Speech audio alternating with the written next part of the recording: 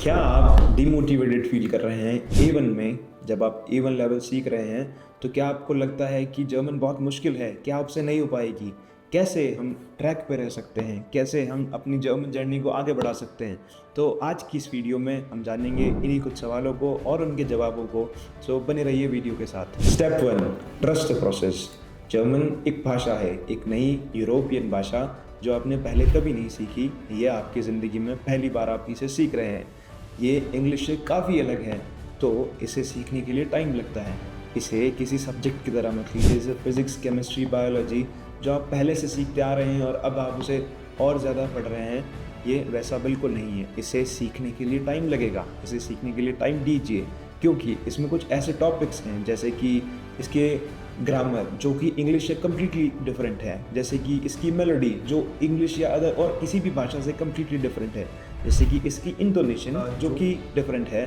सो इन सब के लिए आपको टाइम देना पड़ेगा फैमिलियर होने के लिए। एक और चीज़ जो मैं आपसे कहना चाहता हूँ कि not having while learning German too much expectations. शुरुआती 8 से 10 हफ्तों में खुद से बहुत ज़्यादा एक्सपेक्टेशन मत रखिए कि आपने क्या प्रोग्रेस की, आपने कितना सीखा, क्या आप जर्मन बोलने लगे। नहीं, इसके लिए टाइम लगता है, अपने आप को टाइम्स दीजिए। लेकिन ये चीज़ मेक श्योर कीजिए कि आप रोज़ कुछ ना कुछ सीख रहे हैं। आप रोज़ कम से कम 10 से 15 नए जर्मन वर्ड सीख रहे हैं। आप रोज़ कुछ नए जर्मन फ्रेजेस सीख रहे हैं, जैसे कि गुटन Morgan, गुटन आबेंड, was geht, wie geht es dir, was magst du am Wochenende, wie ist dein Vater und so weiter। So ऐसे आप सेंटेंसेस अपने दोस्तों से, अपने साथी संगियों से और कहीं भी इन्हें यूज़ करते रहिए। तीसरी चीज़ जो मैं आपसे कहना चाहता हूँ वो ये है कि इस बारे में इतना ना सोचें कि आपको जर्मन रातों रात सीखनी है।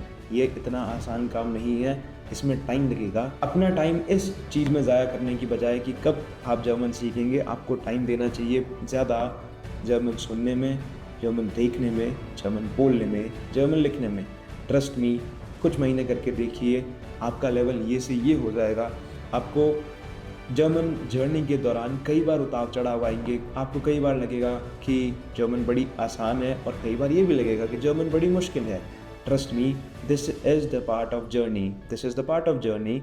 ये सबके साथ होता है, आपके साथ भी हो रहा है।